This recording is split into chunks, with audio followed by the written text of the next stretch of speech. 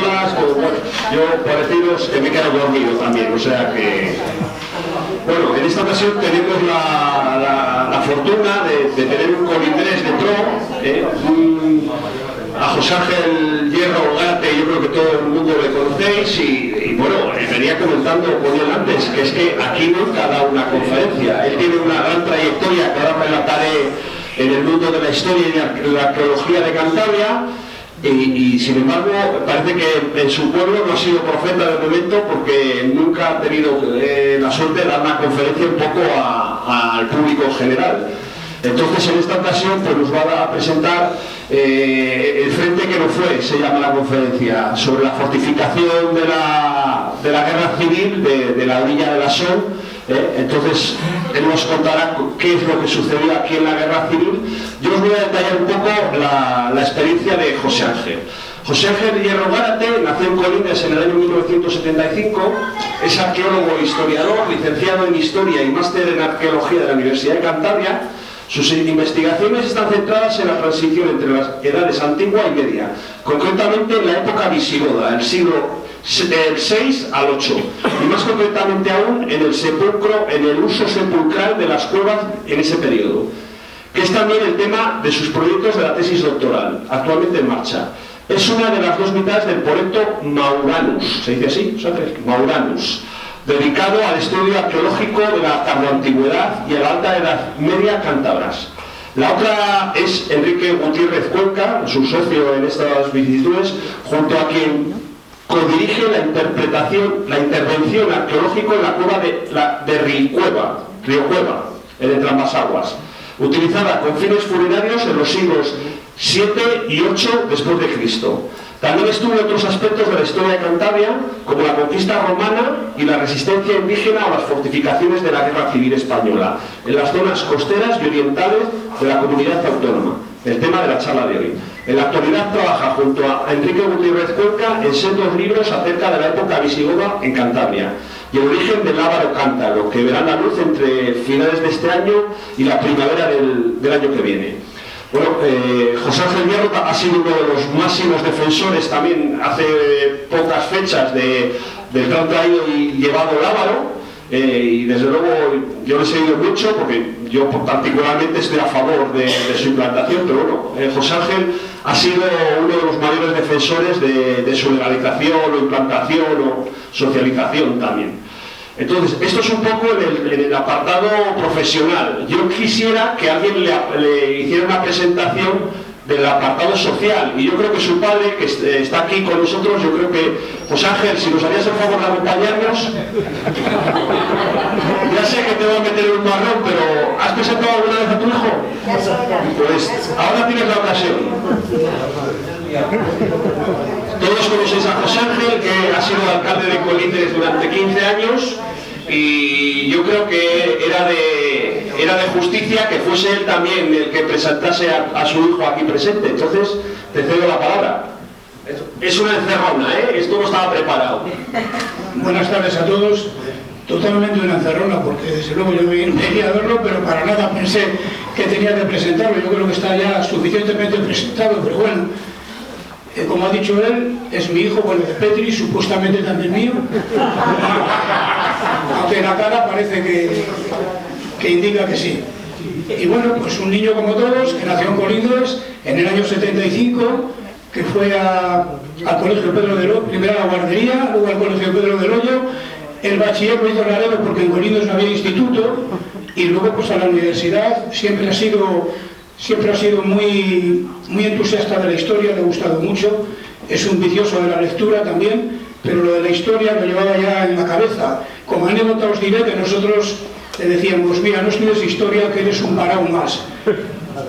Casi le obligamos a estudiar Derecho, y hizo un curso y lo dejó, lo abandonó y dijo: esto no es lo mío es la historia. Y total, que luego ya hizo la historia, se hizo historiador y tiene un máster en arqueología visigoda, me parece, arqueología, y se ha dedicado como arqueólogo durante 5 o 6 años, que él trabaja en Robert Bosch, pidió excedencia en Robert Bosch y se dedicó a lo suyo, a lo que le gusta, como arqueólogo durante 5 años, pero luego al venir la crisis y caer la construcción, evidentemente no se pedían ya informes técnicos de arqueología para las obras, y tuvo que volver a la empresa donde había pedido excedencia y allí sigue. Ahí es donde gana el pan para sus hijos y esto otro es como hobby, como vocacional.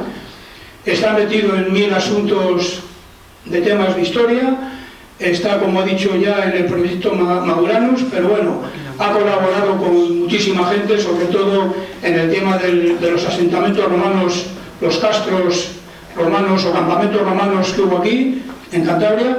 Está todavía con ello. Hace poco dio una conferencia sobre ello también en Santander, en el museo.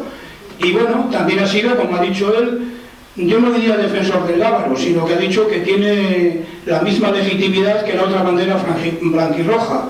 Yo creo que es así más exacto, ¿no? Que tiene la misma legitimidad, porque esa legitimidad además al lábaro se la ha dado el pueblo, porque el pueblo ha sido el que ha hecho fuerza para que el lábaro esté ahora mismo aprobado.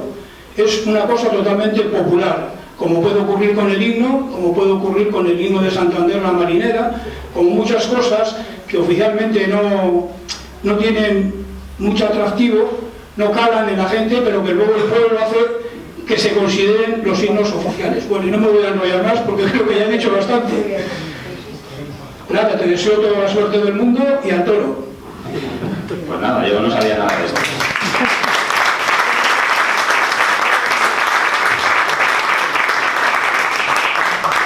Bueno, en primer lugar me gustaría dar las gracias a la gente de la Asociación Falgote por haberme invitado a dar una conferencia, participar en este ciclo de charlas, pero como ha dicho antes Lois, es la primera vez que hablo en Colindres, dando 2 cosillas en los colegios para niños hace muchos años, y bueno, pues para mí es un honor y es, no sé, me lo pone un poco difícil porque no sé si voy a estar a la altura, lo intentaré, pero bueno, es una cosa curiosa. También como cosa curiosa, ahora que ha subido mi padre aquí al estrado, decir que la última vez que estuve en esta sala fue cuando me casó él, hace 5 años. Que bueno, pues casi que es una especie de repetición de la historia.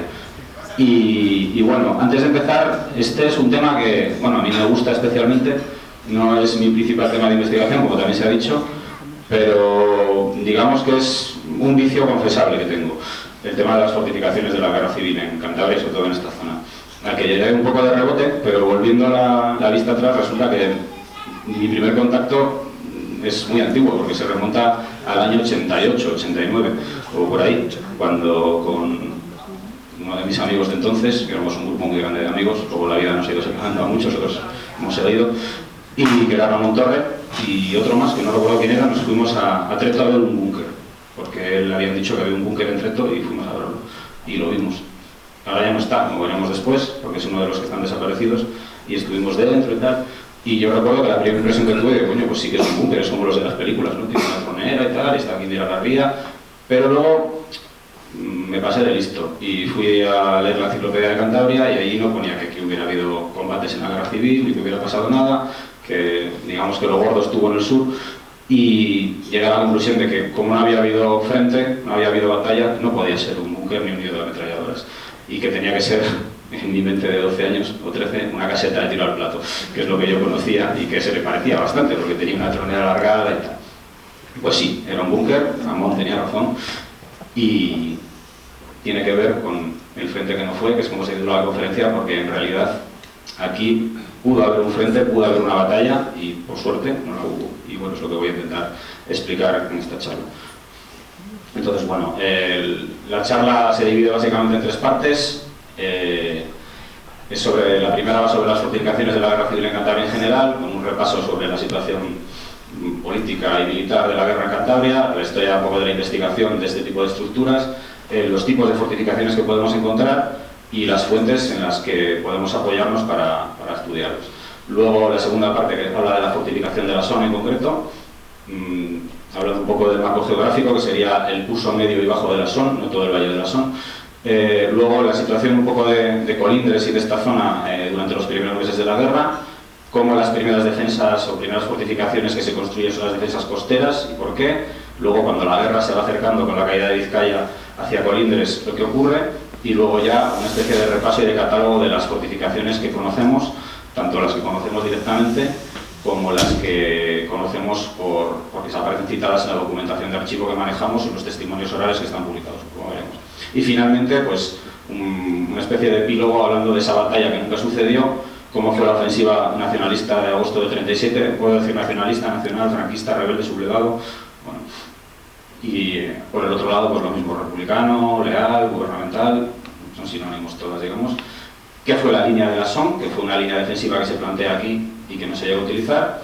¿Qué ocurrió con el famoso y tan traído y llevado Pacto de Santoña? Que digamos que es un poco la clave de lo que pasó. Y luego, pues, una especie de reflexión final sobre lo que hay. Las fortificaciones de la Guerra Civil Española en Cantabria. Para empezar, hablando de la Guerra Civil en Cantabria, cuando se produce la sublevación en julio del 36, Cantabria, contra todo el pronóstico, la entonces provincia de Santander queda en el bando leal al gobierno del Frente Popular. Es una provincia que era mayoritariamente conservadora y de derechas, aunque en las ciudades y los grandes núcleos la izquierda ganaba las elecciones, era donde tenía más peso. De aquí, por una serie de vicisitudes largas de contar, pues digamos que los partidarios del gobierno de entonces, del republicano, pues mantienen el control y consiguen desbaratar la rebelión. Entonces, bueno, cuando se estabilizan los frentes, a finales del verano, principios del otoño, el norte republicano, como veis en este mapa, queda aislado completamente del resto de la zona gubernamental y solo tiene una salida. Está aislado también de la frontera con Francia y la única vía de comunicación con el exterior que tiene es el mar. Y está sometida casi desde el principio a un bloqueo muy férreo por parte de la flota sublevada. Se puede decir que el norte republicano es una isla completamente aislada, o casi, con muy pocas oportunidades de supervivencia efectivas, como se demostrará cuando los rebeldes la ataquen en serio. Entonces, bueno, aquí digamos que se forman tres ejércitos que teóricamente serían el mismo, pero que hacen un poco la guerra cada uno por su lado. Y en Cantabria, entonces provincia de Santander, ocurre lo mismo, se crea un cuerpo de ejército y bueno, al principio son columnas que salen a los puertos de montaña para defender posibles ataques desde el sur y la situación se estabiliza muy pronto. Esta sería más o menos la línea de frente, cómo queda después de la conquista de Guipúzcoa y cómo se tira durante, pues, hasta la primavera del 37, cuando empieza la ofensiva en Vizcaya, y en Cantabria digamos que los frentes se mueven muy poco. Hay algunas operaciones en la zona sur, con algunos avances republicanos, algunos retrocesos, pero básicamente permanecen estables. Aquí este es el pasillo de Oviedo, que es la gran obsesión del norte republicano y donde queman casi todos sus cartuchos de forma infructuosa, tratando de conquistar la ciudad, que era un símbolo para la izquierda española. Y bueno, aclarado eso, ¿cuál es la situación? Con un ejército que se tiene que buscar un poco la vida, creado de la nada a partir de batallones de milicias y de los restos de los regimientos militares que había aquí, y con una situación, pues, de aislamiento casi total. Vamos a ver un poco cómo empieza la investigación de este tipo de estructuras, porque, bueno, pues no sé, imagino que la gente que está conoce un poco de qué va este tema, porque más o menos sí que hay cosillas publicadas y cosas en la zona, hay gente que conoce los restos, pero bueno, para mí cuando empecé con esto hace unos años fue casi una sorpresa, porque salvando aquello de hace muchos años, no sabía que hubiera tanto y tan bien conservado de este periodo.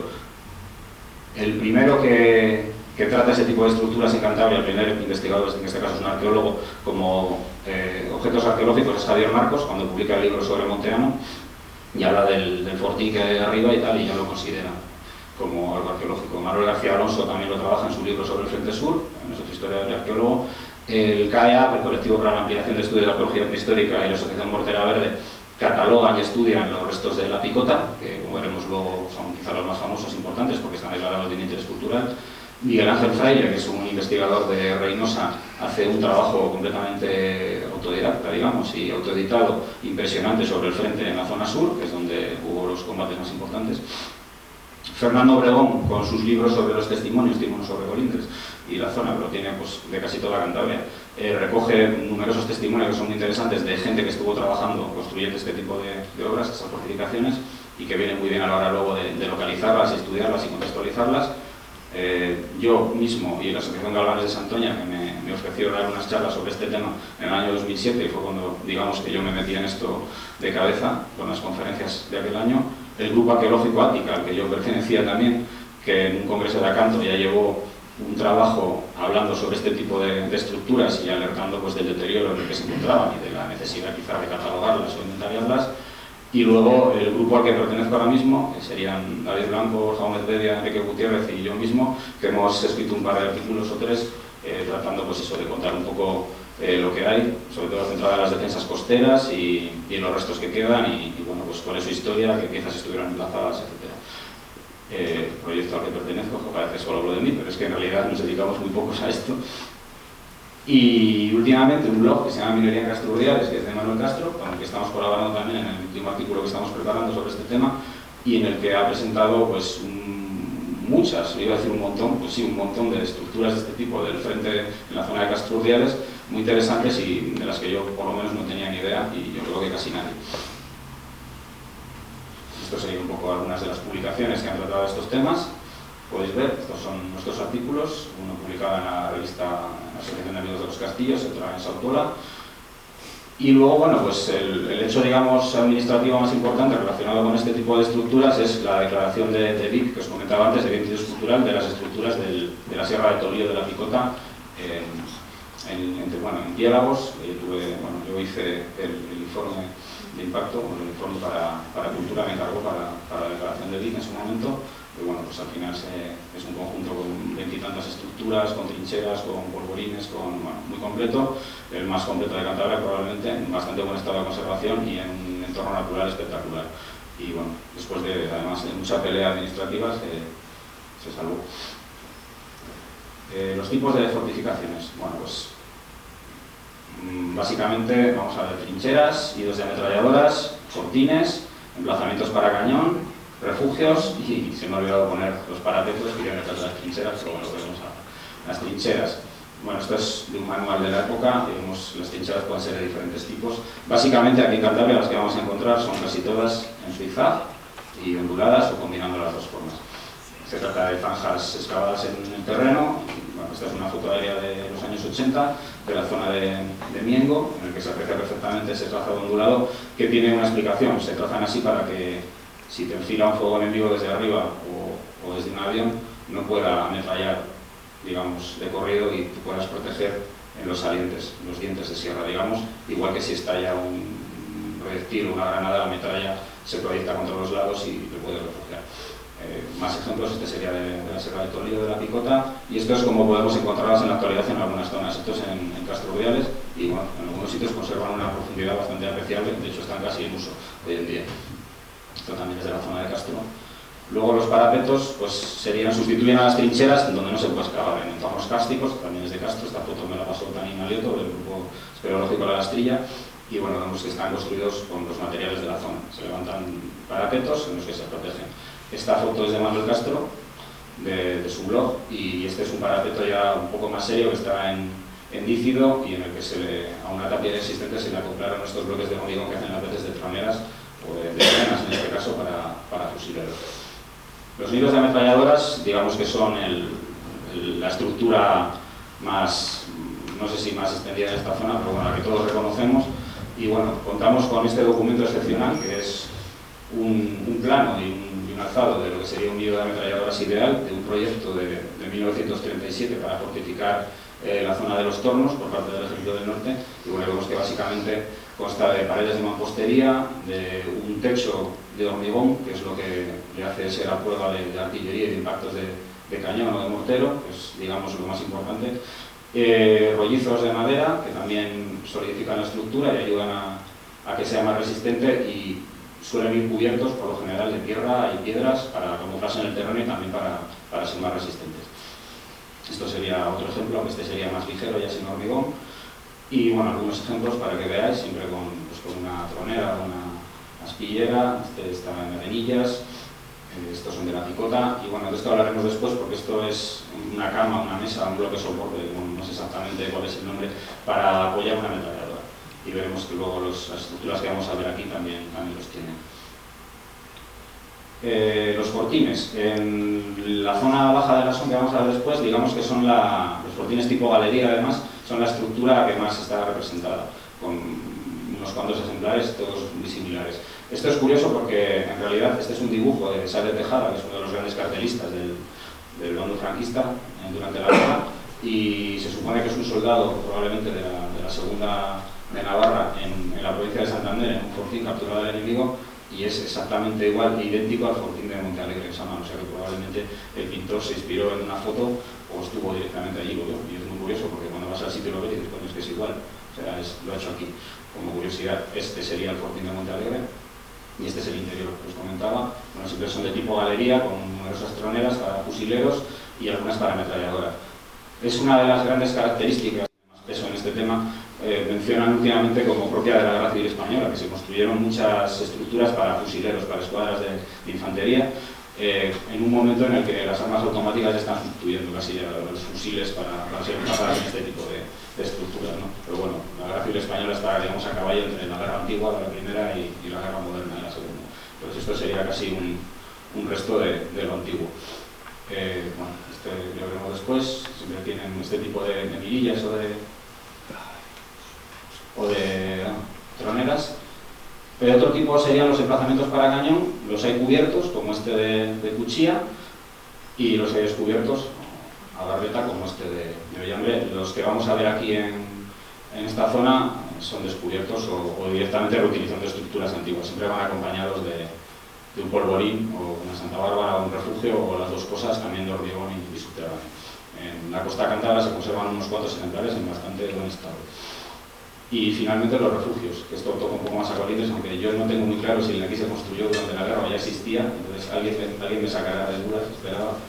Porque otra cosa que me gustaría decir es que siempre que he hablado de este tema, creo que es la tercera charla que doy sobre esto, la cuarta, siempre he aprendido yo casi más de lo que he contado, porque siempre me he encontrado con gente que me ha corregido o me ha enseñado cosas nuevas o me ha dicho dónde hay sitios que conocía o me ha puesto en contacto con otros, ¿no? Espero que hoy no sea una excepción. De momento lo del refugio ya lo están aclarando. Yo por lo que he podido hablar con Manuel Soler, que vive aquí detrás, justo enfrente de la Cruz Timori, que es, bueno, por edad, lo ha conocido, él me dijo que ese refugio le construyeron durante la guerra y que le construyeron en un tiempo récord, no sé si me dijo que en una semana o algo así, o sea, fue supongo que con barrenos o con tal, que le construyeron, pero durante la guerra, desde luego, por edad, vamos, él lo ha conocido en primera persona, lo ha vivido en primera persona. Bien, pues es uno más de los muchos que se construyeron en esta zona. De hecho, los refugios es probablemente lo que peor tengo documentado. Este es también de Castro, también lo he cogido del blog de Manuel Castro. Y bueno, básicamente son galerías excavadas en la roca o son construcciones de hormigón subterráneas.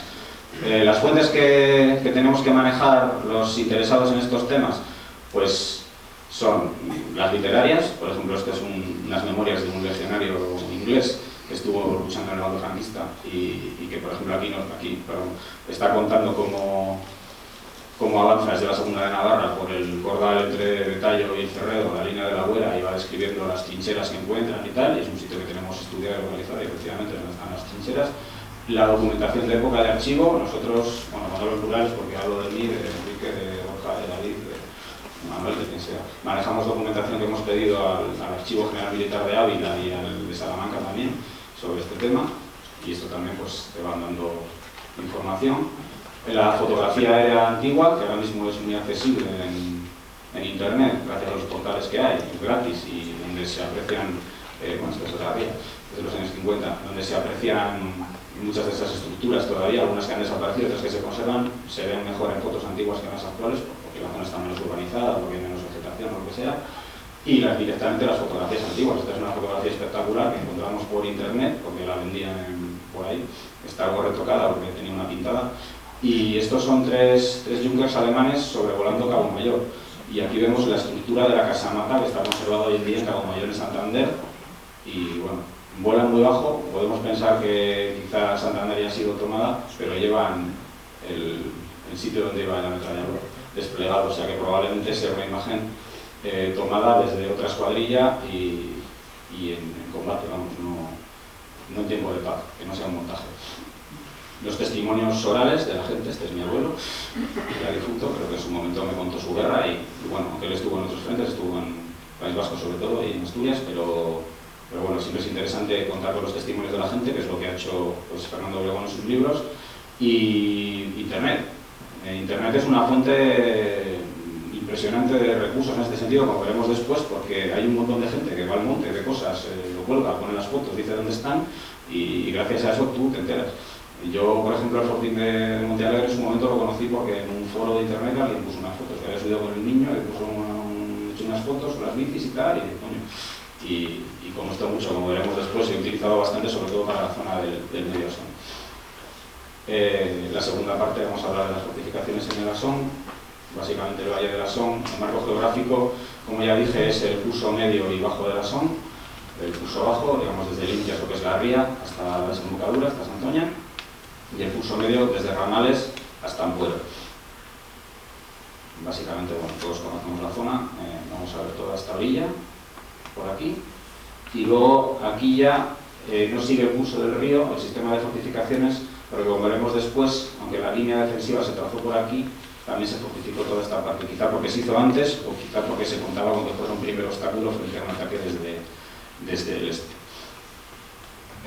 La foto es más antigua que la guerra, pero es tan bonita y tan idílica que merecía la pena ponerla para contar que Colindres pues, estuvo bastante lejos del frente durante muchos meses. Y Colindres está aquí, el frente más cercano que tuvo durante mucho tiempo fue este, porque al otro lado estaba en la raya de Guipúzcoa con Vizcaya, y aquí lo más cercano que tuvo fue el frente de los Tornos, donde estuvo la famosa columna Villarías, que salió de Santoña, luego fue la primera división, y allí conocemos algunos restos en la zona de los Tornos, pero pocos porque en realidad el frente estuvo más al sur. Aquí en esta peña, en Castrillo, se conserva esta estructura, que es una fortificación con trinchera para Petro y restos de alguna estructura interna, que fue levantada por estos milicianos. Y lo que sí que se empezó a fortificar aquí antes, porque hay que decir que Cantabria se vivió hasta cierto punto en un oasis, entre comillas, en Santander sobre todo, en una ciudad en la que los viajeros se sorprendían porque los cabarets estaban abiertos, las tiendas, se hacía vida normal, la gente paseaba, salvando los asesinatos de gente de derechas que había hacía por las noches, y poco más, y los bombardeos, que fueron relativamente importantes, el resto pues, pasó con bastante normalidad. Y aquí me imagino que pasaría algo similar porque el frente estaba lejos. Con la pega de que la gente no podía salir a faenar a la mar porque los barcos rebeldes bloqueaban y capturaban a los que salían. Entonces, bueno, como existe ese bloqueo naval, las autoridades republicanas de la provincia de Santander, el Consejo Interprovincial, deciden fortificar las costas y construyen una serie de emplazamientos para cañón, nidos de ametralladoras, trincheras en todas las playas, en todos los lugares susceptibles de ser usados en un desembarco. El Cervera y el España dominan completamente el Cantábrico, más los bows armados, y lo que les oponen los republicanos es de chiste, como veremos ahora, porque no pueden oponerles otra cosa. La flota republicana se tiene que usar casi al 100% en asegurar los convoys que llegan desde la Unión Soviética por ahí del Mar Negro y el Mediterráneo con armamento y municiones, entonces no pueden desviar más barcos de los que tienen en el norte, que son dos y son una chapuza y están siempre en puerto, y entonces no pueden romper el bloqueo. Entonces, bueno, vamos a ver construcciones en el Rastillar, en la red de la Atalaya, en la playa, en Santoña, en la zona de San Carlos y un poco más allá, en el Mazo, en Berria y en el Brusco. En la red de la Atalaya lo que se construye es un emplazamiento descubierto para cañón. Si os fijáis aquí en esta foto aérea, es esto de aquí, es una barbeta donde se emplaza un cañón que se supone que tiene que controlar el paso y disuadir a los barcos enemigos de que se acerquen a la bahía. Bueno, esto es lo que queda de la estructura y bueno, estos son los cañones porque van rotando, que van emplazando. ¿Veis? Son cañones casi de risa porque no tienen ni alcance ni calibre para hacerle nada a un barco de estos que lleva unos cañones muchos más y de muchísimo más calibre y potencia que, vamos, es como intentar matar moscas a bueno, no, en este caso sería un elefante a un mosquito atacar a un elefante o algo así. Llegó a verlos en la red de emplazados. Y luego en la playa Salve se construyeron nidos. Lo sabemos por la documentación y hace unos años Rafa Palacio me indicó pues, que habían aparecido unas estructuras con algunos de los grandes temporales que hubo y fui a verlas. Y bueno, estos son los restos que vi, estaba ya un hecho pueblo y sí podría corresponderse con aquellos nidos. En Laredo, cuando yo se lo dije a Cultura se lo dijo a Laredo y en Laredo le decían que no podía ser, que tenía que ser otra cosa.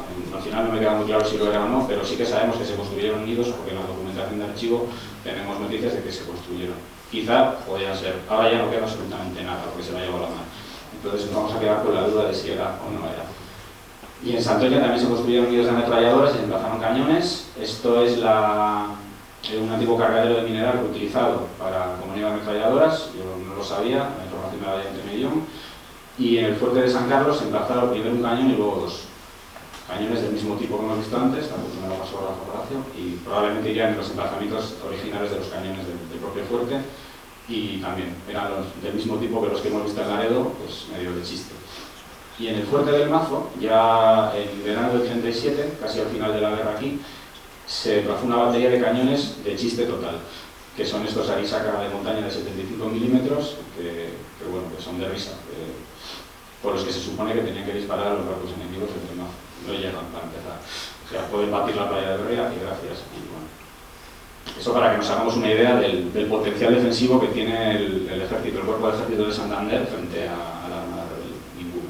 En la playa de Berria se construyeron trincheras y nidos de ametralladoras. En esta foto antigua, si os fijáis aquí, que se ve con un hueco y una raya aquí, es el único sitio donde tengo localizado uno de los nidos que se construyeron. Otro probablemente estuviera por aquí y otro por esta zona, pero yo no he observado nada cuando he ido a verlo. Y este es el promontorio, en el que sí que se ve el hueco, algún resto de mampostería, pero está muy desmantelado.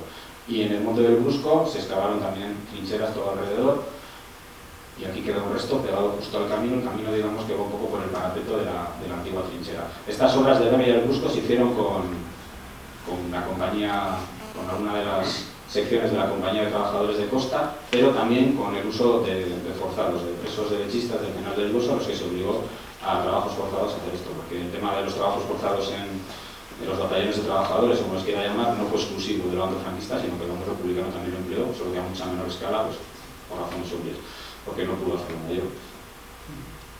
Y luego, bueno, pues el frente se va acercando a la zona de la Son, según los rebeldes avanzan por la provincia de Vizcaya. Estas son las tropas franquistas entrando en Bilbao en junio del 37. Y bueno, es una campaña bastante dura en la que los batallones del cuerpo de ejército vasco sufren muchísimo desgaste, más moral casi que físico realmente, porque pierden todo su territorio y tienen que retirarse a Cantabria y a una zona muy pequeña en el Valle de Carranza como último territorio vasco. Se usa ya la aviación de manera casi intensiva, y en el norte hay muy poca aviación por parte republicana, y aquí en Colindres tienen la primera, digamos, mala experiencia, yo creo que la única, por la aviación, cuando el 20 de junio del 37, cuando está terminando ya la ofensiva de Vizcaya, el frente se está estabilizando en la raya autonómica, digamos, o provincial, se produce un bombardeo contra el puente de Colindres Estreto, el puente giratorio. 3 Heinkel HD-70 Rayo, que son bombarderos ligeros, bombardean el puente, no lo destruyen. No sé si la leyenda o la sabiduría popular o el recuerdo de la gente dice que en ese momento se utiliza el mecanismo de giro. A mí me lo dijo mi abuela, y me acuerdo, pero no sé si es cierto, porque si las bombas no explotaron, no dieron al puente, no entiendo cómo pudieron destruir el mecanismo de giro.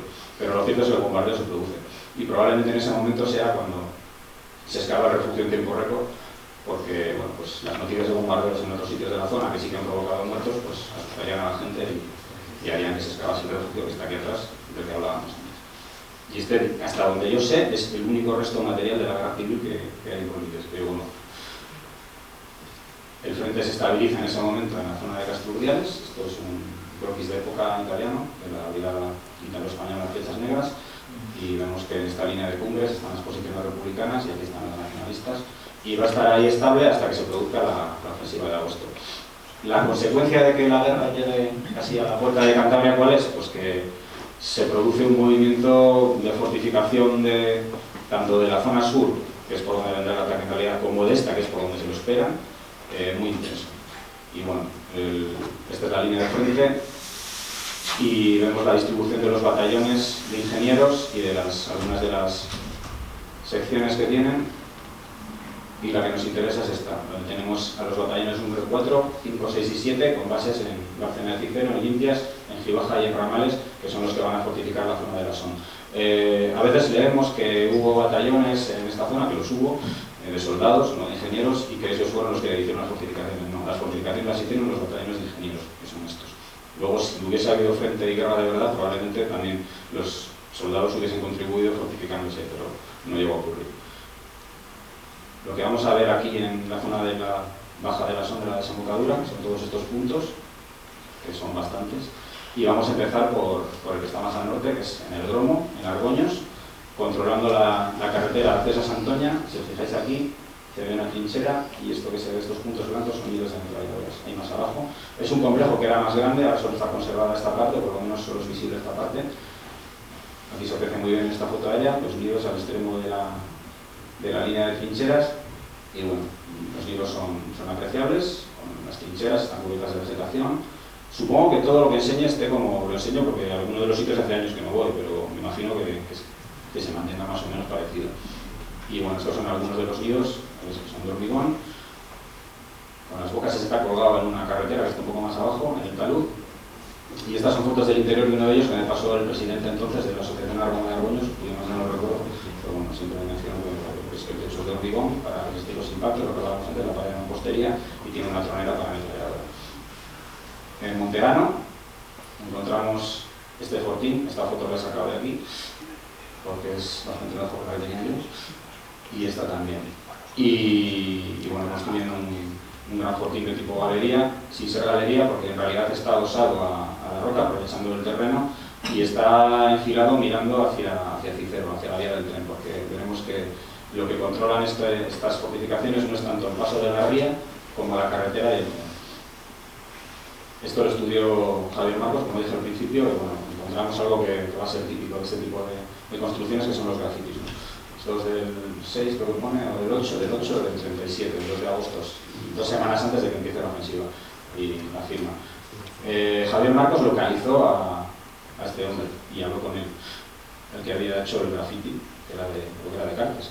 Y habló con él y él le contó que cómo lo construyeron, que arriba en el castillo no quisieron hacer nada porque estaban muy expuestos a través de la aviación. Sin embargo, yo hace años hablé con el alcalde entonces de Escalante, con Pedro Jado, y me dijo que su padre era cenilero y había subido con las mulas, ahí estaba cargando materiales, ayudando, colaborando con ellos, llevando material, y que él le había dicho que sí que habían intentado construir una gran fortificación blindada en la cima, en los restos del castillo de Monterano, y que al final, pues como empezó la ofensiva, no les dio.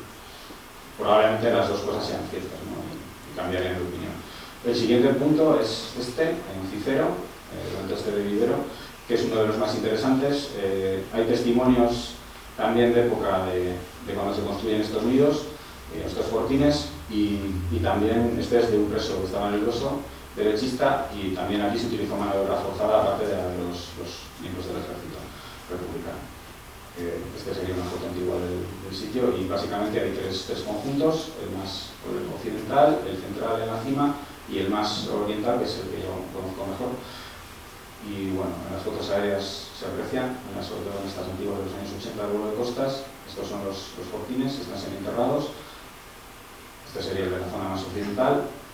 La zona central lo mismo, tenemos un anillo de fortines que mira hacia la llana de Cicero. Aquí hay más. Y esta sería la otra, la que mira hacia la vía del tren, hacia la ría y también hacia la carretera. Y este es un conjunto bastante bien conservado de fortines pequeños para fusileros, para escuadras, con las mirillas, están semi-enterrados todavía, como estaban en el origen, bastante bien conservados y respetados, y cuenta también con al menos un nido de ametralladoras de hormigón, que es este de aquí, con estas dos troneras. El siguiente punto es inmediatamente al oeste, en este alto, en Riaño, y este está cubierto ahora por un espeso eucaliptal, pero en la foto aérea se observa un nido de ametralladoras, un fortín. Y diréis, ¿por qué sabes qué es eso? Pues ahora lo veremos. Esta es otra foto, aquí se ve mejor, porque un poco más acá, en los castros, encontramos exactamente lo mismo. Nido fortín, y probablemente algo más también debajo del eucaliptal. Y estos de aquí son visibles. Es este que vimos antes, este es el fortín, y el nido es el interior, y el nido está inmediatamente detrás. Entonces, sabiendo que lo que vemos en la foto en la realidad es esto, podemos deducir que lo que hemos visto en el otro lado es lo mismo. Esta planta de eucalipto está completamente abarcalada, me imagino, y yo no he subido a verlo, pero cuando talen, pues sería interesante subir a echar un vistazo porque quizás se conserve. Y esta es la vista desde este conjunto, y vemos Cicero aquí abajo, la carretera y toda la llana. Esta sería el alto del Vivero. Cruzan tiros unos con otros. Esa es una de las de estas fortificaciones que tienen que cruzar tiros. En el alto de Miradal, aquí, justo encima de la rotonda, encontramos la siguiente. ¿Veis esto que parecen como unos dientes que salen y tal? Pues se trata de una especie de trinchera cubierta, blindada a prueba, cubierta de hormigón, con salientes cuadrados o contraveses, y bueno, está bastante peor conservada porque ha perdido la techumbre en algunos tramos, pero se observa perfectamente pues, las troneras, y es de un tipo que es completamente distinto a los que hemos visto hasta ahora, y que también bate la carretera que va hacia Cicero. Tenemos el siguiente, que es el fortín de tipo galería de la Peña. Veis que básicamente lo que está es controlando el paso por el puente, aunque como veremos después en el plan original de defensa el puente había que doblarlo, y bueno, el interior es muy similar. a los que hemos visto, solo que aquí vemos algo que vimos también en Monteano, lo cual nos dice que lo construyó la misma gente, al contrario que lo de Cicero, y que son las camas para ametralladora del mismo tipo, de este tipo que es tan peculiar y que luego veremos porque probablemente lo sea. De nuevo, grafitos. Estos los vi con José Luis, mi vecino, que está allí, vecino con mayúsculas, no es un vecino cualquiera, que me llevó a verlos hace unos cuantos años porque él es de la zona y los conocía. Más grafitos. Y este que estaba bajo el viaducto y que desapareció, bueno, bajo el viaducto, sí, bajo la autovía, casi al lado del viaducto, es en el que estuve de crío, del que hablaba antes, y del que lamentablemente no tengo referencias, ni fotos, ni localizaciones exactas, ni nada, porque no estábamos. El siguiente es uno que probablemente conozcáis casi todos, que es el de Primosto, que es esto que se ve al lado de la gran batería que hay aquí al lado, y que está compuesto pues, por un fortín también de tipo galería y por un hilo de ametralladoras, que es el interior del fortín, de nuevo con este tipo de camas o de cunas para ametralladora, que probablemente tengan este diseño porque lo que van a emplazar son ametralladoras de este tipo, la Colt Browning del modelo 1914-15 o las Gauss-Lose, como se diga, el modelo 1912, porque son las que están, parece que se usaron más en el ejército del norte y sobre todo en el cuerpo del ejército vasco. En su momento pensamos que era la Maxim soviética, porque si ves la plataforma desde arriba es clavada a la ametralladora, pero esas no debieron llegar al norte, entonces probablemente sean de este tipo. Aquí va a apoyar, ves que tiene dos salidas en los lados en forma de T y luego otra para apoyar el tipo de tonello. Esto es un resto de algo que está dentro del fortín también, más grafitis.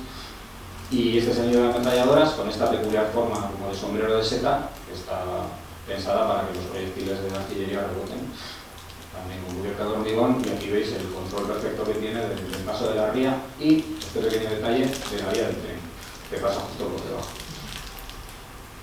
Imágenes del interior, y damos un salto, cruzamos la ría agarrada y nos vamos a Somocarasa, donde encontramos el siguiente elemento, que es este de aquí, este fortín rectangular con un saliente semicircular, otra semicircular, que está en los terrenos de la familia de mi amigo Julio, con el que fui a verlo, con la mala suerte de que cuando fui, pues estaba utilizado como de almacén de material de construcción y no pudimos ver gran cosa.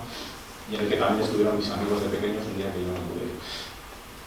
Y bueno, básicamente procedemos, también se construyeron trincheras y refugios que ahora están tapados en esa misma loma, y en la documentación que manejamos aparecen mencionados. Y aparece mencionado, incluso tenemos la lista de los vecinos de los pueblos que colaboraron acarreando materiales para construir la posición de Somocarasa, que debía tener cierta importancia, que quizá fuera el puesto de control, digamos, de todo el dispositivo en esta zona. Esa demarcación, vemos que es la segunda compañía del batallón número 4 y los pueblos que comprendían todos estos. O sea que vemos que para trabajar, para acarrear materiales, que vemos que también se les pagaban, que eran forzados, cada compañía se repartía un territorio, una serie de pueblos, y de ahí es donde contrataba a la gente para que les ayudara agarrando materiales o en la construcción de los trabajos. Sabemos un poco más cómo se construyeron estas fortificaciones. Y finalmente, también por la documentación, como veremos, y por los testimonios de gente que estuvo haciéndolos, sabemos que en toda esta falda de Candiano se construyeron nidos de ametralladoras. Lo suponíamos, y ahora lo sé gracias a un compañero de trabajo, Antonio Lavín, que me lo ha confirmado porque lo sabe y porque conoce a una persona que sabe dónde están algunos los que se conservan. Yo cuando fui no los encontré. Me pegué una pinchada muy mala del monte para nada. Pero sabemos que están y luego es cuestión de tiempo localizarlos cuando esta persona pues, nos lleve a verlos o nos lleve a dónde están con exactitud. Entonces toda esta falda, en este saliente y probablemente en este, se construyeron también trincheras y nidos de ametralladoras. Es una fruta antigua y bueno, pues tenemos testimonios recogidos por Fernando Obregón, de gente que subía a llevar materiales a Candiano, de gente que estuvo trabajando allí, que encima de Marrón veía en la estación, y los sitios donde estuvieron estos soldados del batallón de ingenieros, estos batallones de ingenieros trabajando y construyendo fortificaciones en estos momentos. Probablemente este documento esté hablando de esos trabajos hechos en Candiano, porque habla de la falda de la montaña, de media ladera y de la cresta de la montaña, aunque no tenemos la seguridad. Y avanzando hacia el sur por el valle, encontramos el siguiente punto, que son los nidos de Perejita, en Cereceda, que están controlando también el paso por la carretera, son estos que vemos, también mampostería más que hormigón, probablemente ya a estas alturas tenían problemas para conseguir hormigón, como también vemos en algún documento, y estos simpáticos mastines me impidieron acercarme más en su momento. Y en esta loma se construyeron también trincheras y probablemente algún nido, de las que solo quedan imágenes en las fotos aéreas y que se ven desde las lomas de más atrás. pero que están bastante tapadas. Probablemente toda esta cresta o estas lomas sean en las que trabajó la segunda compañía del 6º batallón con base en Indias, porque ahora de aquí hizo 3 nidos, que son los que hay, y que se hizo trincheras y refugios y tal. O sea que probablemente en concreto estas posiciones las construyó esta segunda compañía.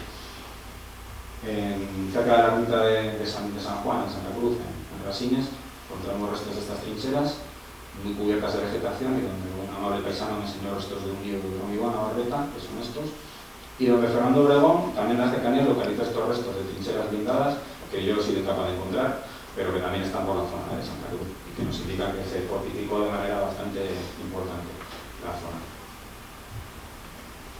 Sabemos que en Ramales hubo el batallón número 7, y sabemos también que estuvo formado por mineros de la región. Es otra cosa que podemos sacar de los documentos que manejamos. En Peñajibaja también se construyen parapetos y trincheras excavadas en la roca, como podemos ver aquí, con esta foto sacada del portal Mundical, que todavía se conservan en bastante buen estado, en la cima. Y finalmente, en la zona de Ramales, en Pando, en Pico de Moro y todas esas crestas, sabemos que se construyen, lo dice aquí, ¿cómo era? Fortificaciones especiales aprovechando la escabrosidad del terreno para hacer 5 galerías y parapeto de roca ciclópea unida con cemento. Es esta línea de aquí, pero probablemente haya más. Y de nuevo, gracias a internet, pues sabemos, o por lo menos se puede saber, que se construyeron refugios con forma de galería, con techo de hormigón, mucho molde, y estos parapetos que deben ser a los que se refiere el documento, que están encima y que controlan todo el paso por la pared hacia Ramales, que era un punto muy importante de estas alternativas de refugio, y se apuntalaron con columnas de hormigón, con pilares de hormigón, refugios naturales y abrigos para usarlos también como refugio de la zona de Segunda. Bueno, estas son más o menos las que conocemos en la zona, y vamos a ver qué pasó con ellas. En realidad no pasó nada. En agosto del 37 se produce la gran ofensiva rebelde contra la provincia de Santander, republicana. Básicamente el conjunto, el grueso de la batalla se produce aquí, porque una vez se rompe esta zona, todo es un avance ya hacia el norte, casi arrollador. Y bueno, pues hay 2 ataques, hacen una pinza, por aquí el CTU italiano y por aquí las brigadas primera y cuarta de Navarra, que contra lo que suele creerse no eran aguerridos navarros con boinas, sino que eran unidades especializadas con unidades regulares del ejército, incluso moros y también voluntarios navarros, pero no eran gruesos por lo general.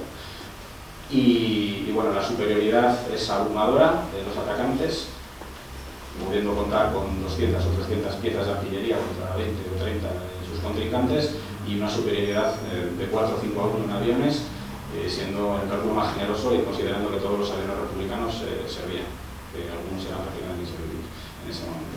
Entonces, siempre se critica que no se habían fortificado bien, que tal, pero en realidad tampoco tenían ninguna oportunidad de resistir lo que les viene encima.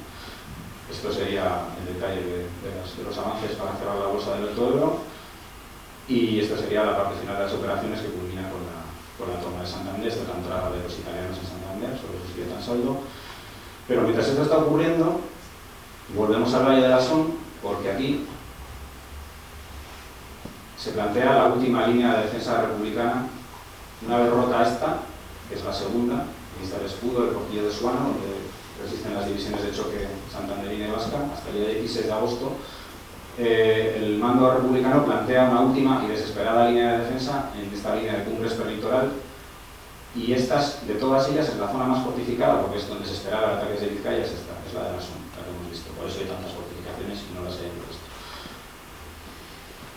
Se traza una línea defensiva que va desde Santoña hasta Angustina en un primer sector, desde Angustina a Pico Moro, a Pico del Moro encima de Ramales en el segundo, porque se quiere mantener a toda costa el nudo de comunicaciones que Ramales, y el tercero que va por la Sierra del Hornijo hasta Collado. La sede central, digamos, de las tropas está en Barcelona, el primer sector, el segundo en San Miguel de Aras, el tercero en Matienzo, el cuartel general en Villaverde de Pontones y bueno, el hospital en el divisionario en Solares. Y las tropas encargadas de defender cada sector serían el primero el batallón de instrucción de Santoña, la Escuela Popular y las fuerzas de asalto de la Ley Castruleras, que eran eran las encargadas de la defensa costera también, la División 49 del Cuerpo de Ejército de Euskadi, su segundo sector, y la División 51, creo que es, también del Cuerpo de Ejército Vasco en el tercero. Dentro de este plan se contempla la voladura de todos los puentes para dificultar el paso y que el río sea un obstáculo natural, y entre ellos este. Pero sabemos, gracias a este testimonio, que no llegó a ocurrir, y porque las tropas vascas, que tenían otros planes, decidieron que no iban a cumplir la orden y debieron desmontar las cargas de dinamita que habían colocado otros batallones antes y con las que iban a volar el puente. Y esto me hace plantearme que quizá la aviación nacionalista, no nacionalista vasca, sino franquista, no tuvo mucho interés en volar el puente porque ya contaban con que no iba a haber mucha resistencia en esta zona y necesitaban que la estructura se mantuviera, porque sabían de los contactos que tenían los italianos con los vascos para la rendición de Santoña. La cosa es que el puente se salvó. Este es el puente de Puente Viesgo, que no tuvo tanta suerte, o este es el de San Vicente de la Barquera, que tampoco la tuvo, porque como todos los ejércitos en retirada, no es que los republicanos fueran más malos o peores que los demás, pero van volando. Hacen exactamente lo mismo que los carlistas en la primera guerra carlista, lo que tenemos también en documentación. Van volando los puentes en su retirada para que el enemigo no los pueda aprovechar, lógicamente.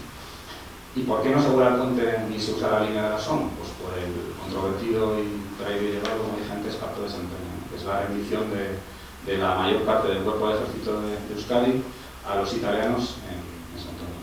No exactamente en Santoña. Bueno, la zona de frente, en esta zona, esta es la brigada Felsenere, o Flechas Negras, italo-española, que es con la que negocian esa rendición, y aquí la segunda y tercera brigadas de Navarra y la primera y tercera de Castilla, que vamos a ver aquí. Pero en esta zona es donde se desatan los acontecimientos. ¿Qué ocurre? Que estos batallones vascos, cuyos dirigentes de ideología nacionalista, aunque no solo, porque los hay que no lo eran, es un asunto bastante confuso, porque en el momento pues, yo creo que no sabían muy bien qué hacían ni los unos ni los otros, les iban llegando informaciones distintas. Ellos tenían que defender la línea de la SON y retirarse luego hacia Asturias, no hicieron ninguna de las dos cosas, porque la línea de la SON lo que pretendía era o resistir o conseguir una retirada, una evacuación ordenada hacia Asturias del resto de las tropas. No se pudo porque cortan en barrera a los navarros, pero bueno, aparte, lo que hacen es dar un golpe de estado y se sublevan, abandonan posiciones en el frente, se vienen a esta zona, concentran en Santoña, y tanto en Laredo como en Colindres, Carasa, Limpia, San Puero, Monteano y Gama se hacen con el control. Arrían las banderas republicanas, citan iturriñas y proclaman la República Vasca. En Colindres estuvieron los batallones Aralar y San Andrés. Hubo más primero, pasaron muchos por aquí y puedes encontrar referencias a muchos, pero los que participan, digamos, en este mini golpe son el Aralar y el San Andrés. Y bueno, la historia creo que la conocemos todos, pactan con los italianos han pasado a la historia como que fueron unos pardillos, que Franco luego traicionó. Yo creo que fueron los más listos de todos, consiguieron desarmar a decenas de miles de enemigos con una promesa que sabían que no podían cumplir y desmontaron la última posibilidad, quizá ridícula, de resistencia que tenía el ejército republicano en Santander. Y gracias a eso, pues toda esta zona se salvó de acabar, no sé si como Belchite, que es lo de la foto, pero de haber sufrido una batalla pues probablemente muy dura, porque la posición de la SON es muy difícil de atacar, como hemos visto, porque la zona más, la de la ría, es difícil de vadear, y encima estaba muy bien fortificada, como hemos visto, y luego la zona de la Sierra de Breñas, de Candián y tal, de todos esos montes son prácticamente inexpugnables frente a un ataque. Entonces, probablemente hubiese sido una batalla dura y probablemente los pueblos de la zona lo hubieran sufrido mucho, sobre todo los de la margen izquierda, donde estaban los republicanos, porque ellos tenían bastante menos cañones que sus rivales, que les hubieran dado por todas partes. Y lo que nos queda de aquella batalla que no fue son todos estos restos que hemos visto antes, en bastante buen estado, como hemos visto, y curiosamente no muy conocidos tampoco por la mayoría de la gente. Esto es un deseo, una fantasía, que alguna vez se pueda hacer con esto algo como lo que está haciendo la Secretaría de Sancho de Borco en Vizcaya con los restos del cinturón de hierro, ¿no? Por encargo del gobierno vasco, es catalogarlos, estudiarlos y, ¿no?, si no conservarlos, por lo menos pues dignificarlos y documentarlos como debe ser. Y bueno, hasta aquí.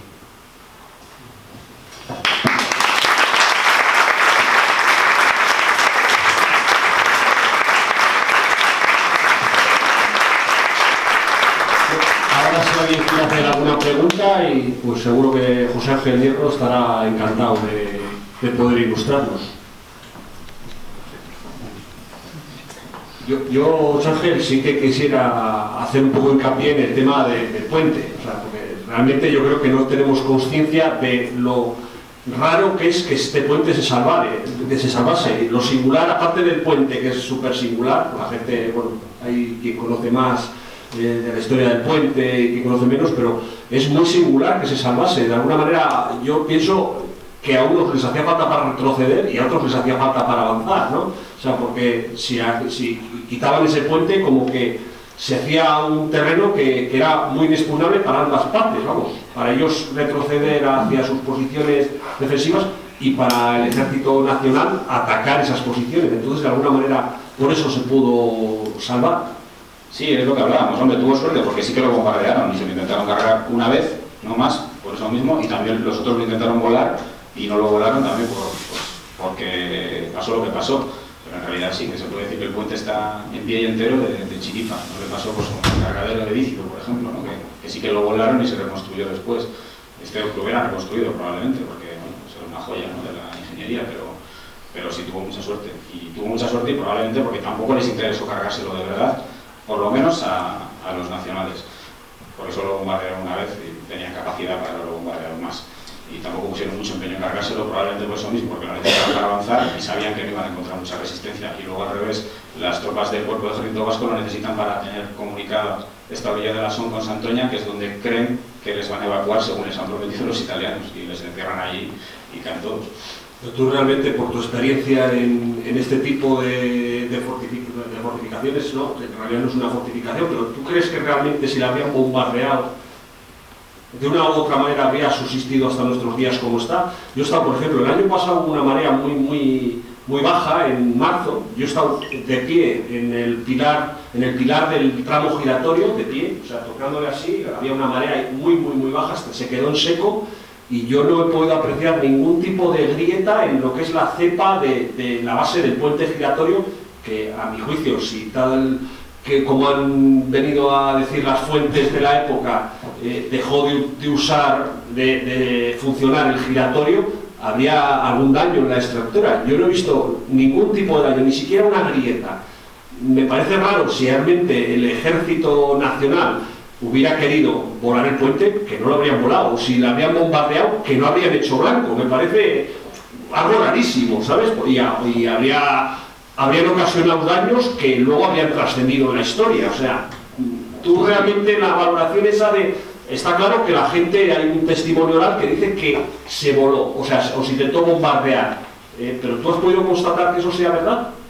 Bueno, lo que es, digamos, la Biblia sobre la aviación en la Guerra Civil en Cantabria, que es el libro de aviación, y lo tengo en casa, Emilio Herrera, puede ser, no me acuerdo. Ese cita el bombardeo y dice eso, que Heinkel H-70 Rayo bombardean el puente de Trejos sin causarle daños.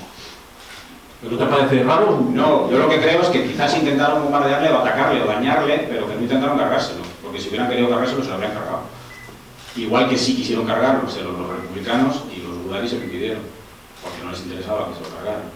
Porque ahí sí pusieron las cargas y hay testimonios orales, lo que pasa es que no lo llegaron a volar porque probablemente los otros llegarían y dirían, vete, pero no lo vueles porque te vas a ver conmigo. Entonces, bueno, pues digamos que tuvo suerte y que quizá tampoco hubo una intención de quien podía destruirlo, del que más podía destruirlo, uno de los dos no pudo o no quiso, y el otro que sí quería no pudo. Entonces, bueno, pues al final se salvó. Pues hay que congratularse de que se salvó. Sí. Otra cosa que hay que agradecer al pacto de Santoña. Sí. ¿Cos? Una opinión. ¿Por qué esa terquedad en defenderse cuando yo entiendo que se veía claro que iban a perder la guerra? Si tú tienes ametralladoras y tienes cañones y resulta que porque estás cercado prácticamente no tienes munición, es una cosa estúpida, ¿no? Se hubieran ahorrado vidas de un lado y vidas de otro. Entonces están prácticamente cercados. Ahí insinúas que vas a atacar y tal, y te quedas sin municiones. Entonces, no sé, los vascos fueron más listos, mire. Porque dijeron, así, vamos a defender Cantabria, ya, enseguida, Bueno, también les engañaron. Ellos pensaban que les iban a evacuar a Francia y que luego cada uno podía seguir la guerra, no, y no fue así. Pero en realidad, sí, el norte republicano está vendido casi desde el principio, pero ellos no son muy conscientes en realidad, porque tú les todavía, no sé si es Gamir o ya no dan encomienda algún mando de estos alto comandante del ejército del norte, todavía muy poco antes de la ofensiva de agosto sueña con lanzar una ofensiva desde el sector de Valderredible y llegar a Burgos. O sea que en realidad han perdido completamente la consciencia, el sitio, porque también es cierto que están insistiendo al gobierno de Valencia de que lance ofensivas en otras zonas para distraer a tropas, que llegue el invierno y poder resistir, porque con el invierno sería inviable un ataque contra el norte, y poder resistir un año más. Y sí que es cierto que, bueno, pues tienes la ofensiva de Brunete, por ejemplo, o la de Belchite después, se lanzan para aliviar la presión sobre el norte y son un fracaso, y encima hacen probablemente que el esfuerzo de guerra republicano se vea muy, muy tocado, porque no está todavía el ejército de maniobra del centro preparado para hacerlo de Brunete, y le sale mal, y pierde una oportunidad de haber esperado un poco más y haberlo hecho mejor. Entonces, sí, pero el razonamiento puede ser bueno, pero en realidad todas las guerras son así. Por lo general siempre hay uno que lleva las de perder, pero se va a defender. Lo va a intentar hasta el final, porque nunca pierde la esperanza de que va a poder ganar. Pero imagínate, Alemania, en la Primera Guerra, en cuanto vieron que se iban acercando a Alemania, se rindieron. En la Segunda se obsesionaron y destruyeron todas las ciudades alemanas. Bueno, se rindieron una revolución en la retaguardia, no es que se rindieran porque sí. Una cosa inteligente es decir, si no voy a ganar la guerra, pues tengo la vida. Yo volviendo un poco al tema del puente, que es lo que más tenemos aquí, si Yolanda Arce, si quieres compartir con nosotros el testimonio ese, porque lo que me dijiste del polvorín del molino, ella, ¿lo quieres decir tú o...? En aquella época el presidente del Frente Popular de Corrientes era mi abuelo. Mi abuelo era pescador y tenía alquilado el molino que había en esta marisma, cerca de donde estaba el zoo. Y durante tiempo se dijo que aquello era el polvorín. Ahí estuvo la pólvora guardada, esa que dicen que nos encontró. Pero eso es lo único que conozco de ese tema. A mí me lo han contado toda la vida en casa. Una vez habíamos hablado que tú decías que es realmente lo que se había bombardeado más que el puente era ese polvorín, ¿no? Se dijo que también habían ido más que por el puente, por el polvorín. Pues eso tiene más sentido. Sí. Es que Eso explicaría por qué no vienen al puente. Es que a mí me parece que Iba por el polvorín. si una ofensiva militar así ataca un puente de estos, ese puente cae sí o sí, o sea... Si quieren sí, no mandan 3 aviones, mandan más, y no mandan más veces. Sobre todo porque no tenían oposición, aquí no había artillería ni ametralladoras antiaéreas y la caza de Santander no creo que saliera a impedir que volaran el puente de Trejo, por intento. ¿Alguna pregunta más? Bueno, pues... Quería comentarte que lo que decías, no sabes muy bien cómo se llaman las camas de ametralladora, estas son ajustes. Yo conocía ajuste, pero para... pues eso, ajuste de ruedas, ajuste elástico, pero para llevarla, no lo que es la base, el soporte de... Sí, pero el soporte de piedra de hormigón se llama ajuste. De hormigón, ajuste. Algo así. Sí, el chasis del arma Sí. es el arma. Ah, Lo otro es el ajuste. el apunte.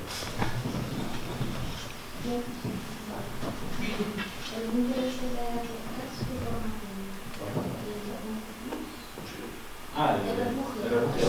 Es una galería con entrada y salida. Sí, es semicircular. Sí, yo he estado de frío. Semicircular. Tendrá un desarrollo de 40 metros. Sí, no es muy grande. No, menos, igual de 40 metros. La salida tenía un ventanuco, por lo menos antes. Sigue teniendo. Sigue de frío, un sitio muy poco recomendable. Eso ya, como os decía antes, a mí me transmitió la idea Lolo Soler y me dijo que él había visto hacer ese refugio, por edad puede ser, y que, vamos, que le construyeron en un tiempo récord, que tardaron una semana en construirlo, pues igual veían la inminente ofensiva y que pues, realmente el pueblo iba a ser bombardeado y bueno, pues, intentaron buscar un punto de refugio debajo del Burgú, que vamos, hasta donde yo sé es la única construcción que se conserva de la guerra civil en Colindres. Sí, es así, claro. Sí. Cuando está lista, pues planta. Tienes un monte encima, o sea, tienes un monte encima que pueden bombardear lo que les dé la gana. No, yo recuerdo mi abuela me contaba que se metían ahí. Y claro, tú lo ves porque tío, ves el sitio del infecto y no te lo imaginabas. ¿Sí, Yoli? Que había otro refugio antiaéreo en la zona de la Playuca. Lo que pasa es que no era construcción sólida. Fueron zanjas abiertas y se repartía la gente entre ese refugio y este. Pero como si fuese una trinchera o algo. Un tipo de trincheras muy grandes y, bueno, eran bastante más inseguras, pero la gente se repartía entre los dos refugios. Mira, eso sí que yo nunca, no tenía ni idea de ese dato. No sé si había gente más mayor, igual del pueblo, podría corroborar ese dato, pero yo no tenía ni idea.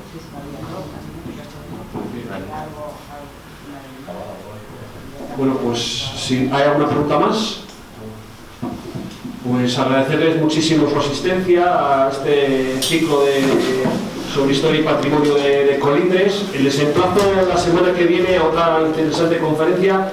En esta ocasión vamos a tener que cambiar el horario, lo habíamos publicitado que se iba a desarrollar el día 28 a las 8 de la tarde, pero dado el partido de la Champions League, creo que nos va a restar protagonismo a nosotros o a cualquier acto que se haga ese día, pues la vamos a adelantar a las 7. Entonces intentaremos esta semana hacer hincapié en ese cambio de horario, porque claro, nos ha podido la actualidad y al principio lo habíamos pronosticado a las 8, igual que en el resto de las conferencias, pero bueno, dado este evento, pues le vamos a intentar esta semana hacer cuanto más hincapié en que vamos a adelantarle una hora y será a las 7. En esa ocasión la conferencia la impartirá José Gutiérrez López y el título será Colindres, piedra angular en el desarrollo del ciclismo deportivo en Cantabria. Y nos hablará pues de la historia del ciclismo en nuestra localidad y una controvertida carrera como fue la de 1903 que se desarrolló entre Bilbao y Santander. Entonces les esperamos aquí en la semana que viene y muchas gracias por su asistencia.